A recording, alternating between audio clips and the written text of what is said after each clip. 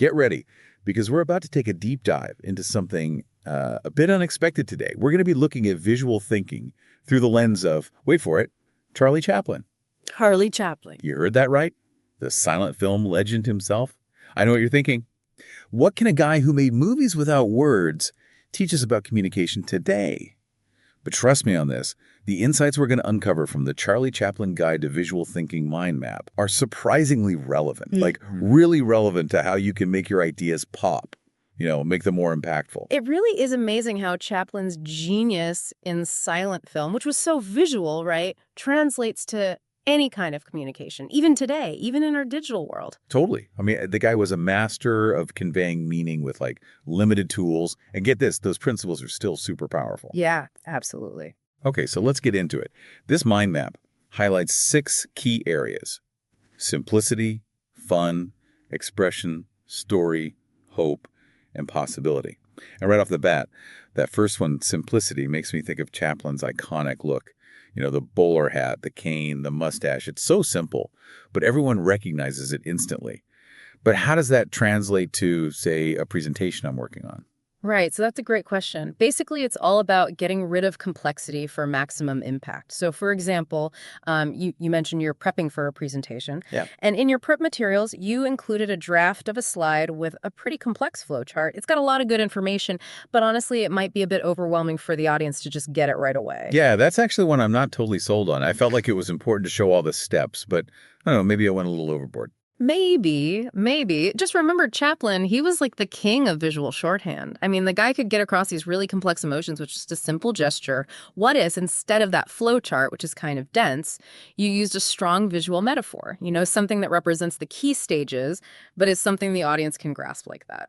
Okay, so ditch the 10 bullet points and go for one powerful image that sums it all up. Exactly. It's about creating that bam, instant impact. You want people to immediately understand the essence of your message, just like they instantly understood Chaplin's Tramp character. Got it. Okay, that makes sense. But what about fun? Chaplin's films are hilarious, of course, but they also bring out all these other emotions. How do we translate that to a more professional setting where joking around might not always be the best idea? Well, that's where it gets really interesting. It's not about being a comedian. It's more about engaging your audience emotionally. Think about how Chaplin used surprise, or playful physicality, or even visual gags to connect with his audience. You're way more likely to remember something that made you laugh or gasp, right? Oh, absolutely. A little humor can definitely make things more memorable, but in my field, things are usually pretty serious. I'm not sure how much fun is actually allowed. It's definitely a balance. But think about it this way. Even when it's serious, you can still use surprise. Maybe an unexpected statistic, a thought-provoking anecdote, just something to keep your audience engaged. In your prep materials, you shared an article about a recent study with some really surprising findings. You could weave that into your presentation. You mean to kind of spice things up? Yeah. Create a moment of aha for your audience. Good point. Instead of just reading off the data, I can use it to create a moment of surprise or intrigue. Still professional, but with a touch of Chaplin's playfulness. Exactly. It's all about making the information come alive and making it resonate with your audience on a deeper level. Okay, I'm starting to see the potential here. Mm-hmm. All right, so next up, expression. It's obvious Chaplin was amazing at nonverbal communication. I mean, he kind of had to be, with no dialogue, right? But how much can we really control our body language? Especially when we're focused on the content of what we're saying. It's true. We're not all trained actors, but we can be more aware of our nonverbal cues and how they impact how we communicate. A smile, a frown, even posture, they all send signals that can either help or hurt our message. It's funny you say that because I had this video conference last week and I just felt like I wasn't connecting with the other person. Maybe my body language was sending the wrong signals without me even realizing it. It's definitely possible. Even on a video call, your nonverbal cues are still coming through. Are you making eye contact with the camera? Are you sitting up straight? Projecting confidence? Are you using hand gestures? All these things can make a big difference in how you come across. Wow, that's really interesting. I'm definitely going to be more mindful of that from now on. So we've covered simplicity, fun, and expression. Next up, story. I have a feeling this is going to be good. Chaplin was such a masterful storyteller, even without words. Absolutely. He just got at the power of narrative to engage, inform, and inspire. It's something we can all learn from no matter what we do. Okay, but how do we actually apply that? I mean, not everything we communicate is a story, right? What about that report you're helping me with? It's literally just data and analysis. Even data and analysis can be presented in a way that tells a story. Think about it. Your report has a purpose. You're trying to answer a question, solve a problem, shed some light on something. That right there is the beginning of a narrative. So instead of just throwing a bunch of numbers and charts at people, I need to think about the story behind them, the message I'm trying to get across with that data. Exactly. And remember how Chaplin used those mini hooks, those little vignettes that pull you into his films?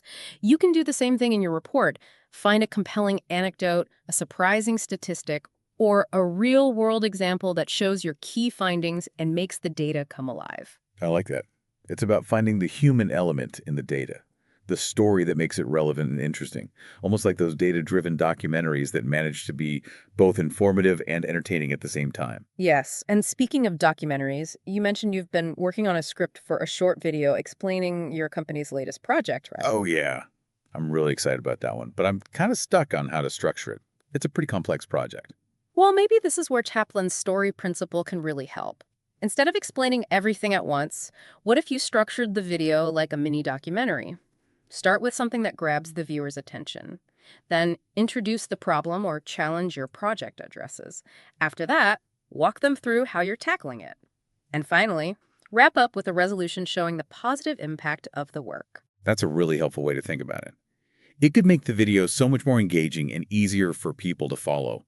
Instead of a boring technical explanation, it becomes a story with a clear beginning, middle, and end, just like a Chaplin film. Exactly. And by using those Chaplin-esque mini hooks along the way, you can keep your audience interested and wanting more. This is blowing my mind. Who knew we could learn so much about communication from a silent film star? We've covered a lot: simplicity, fun, expression, and story.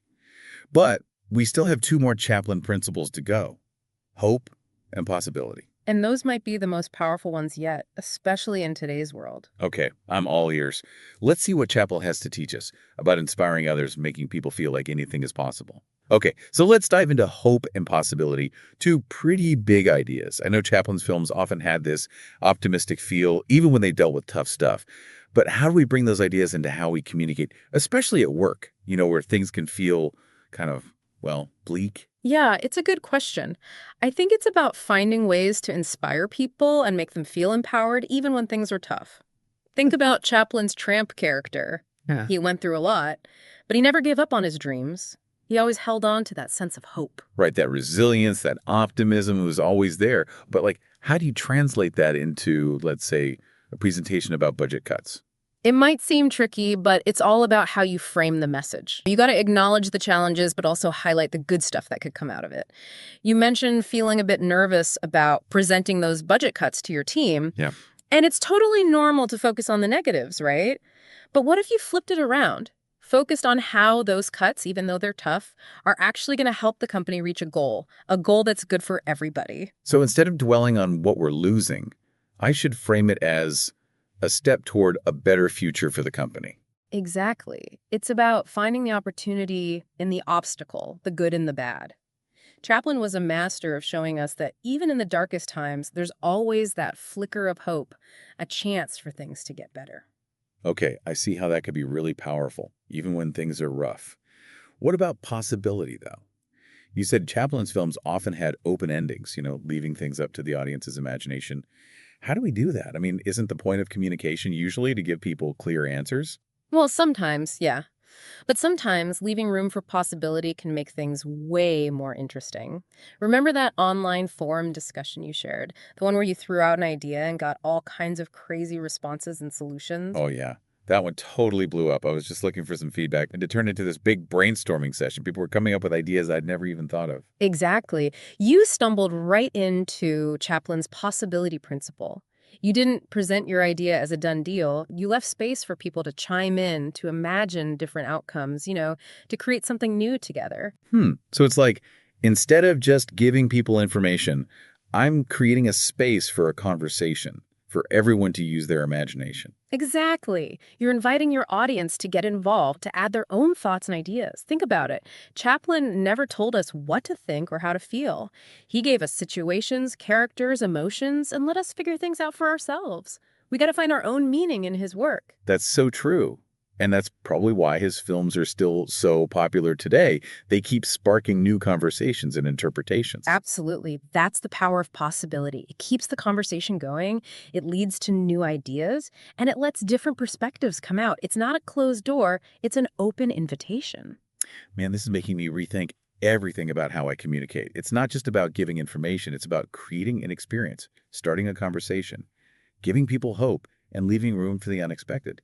It's about channeling my inner Charlie Chaplin. I like that. And, who knows? Maybe by using these principles, we can all bring a little bit of Chaplin's magic to the way we communicate. Okay, but how do we actually do this? I mean, we've talked about all 6 principles, we've connected them to your projects, and we've even brainstormed some Chaplin-inspired solutions. But there's one more big thing we need to think about before we wrap things up. What's that? We've talked about Chaplin's awesome principles of visual communication. And we've even touched on the how, actually using those principles in your projects. But what about the why? Like, why should we even care? What's the big deal here? That's the real question, right? It's not just about being a good communicator. It's about using those skills to actually do something, to connect with people, to make a difference, to make the world a little bit better, just like Chaplin did. I was looking back at the notes you sent about your goals for next year, and one really jumped out at me. You wrote, I want to use my voice to advocate for listeners' specific cause. Yeah, that's something I'm really passionate about. And it made me think of Chaplin. He used his art to highlight social problems, to stand up for the little guy, to give a voice to people who didn't have one. He wasn't afraid to speak up, even when it was tough. Yeah, he really understood how powerful storytelling can be. It's not just about entertainment, it's about getting people to care and to do something. And that's what's so cool about his work. It's not just about the films. It's about the impact they had, the conversations they started, the way they changed how people thought and felt about the world. And that's something we can all shoot for, no matter what our message is or how we share it. For sure. It's about using our communication skills, presentations, videos, reports, even just everyday conversations to do something that matters. So as we wrap up this deep dive, I want to leave you with this. We've seen how Charlie Chaplin can teach us so much about communicating, but now it's your turn. How can you use those ideas of simplicity, fun, expression, story, hope, and possibility to make your own communication more impactful? It's something to think about, right? It is. And I think the answer is not just about learning the tricks, but about finding that same passion and purpose that Chaplin had. Well said. Thanks for joining us on this journey into the world of Charlie Chaplin and visual thinking. Until next time, keep those creative juices flowing.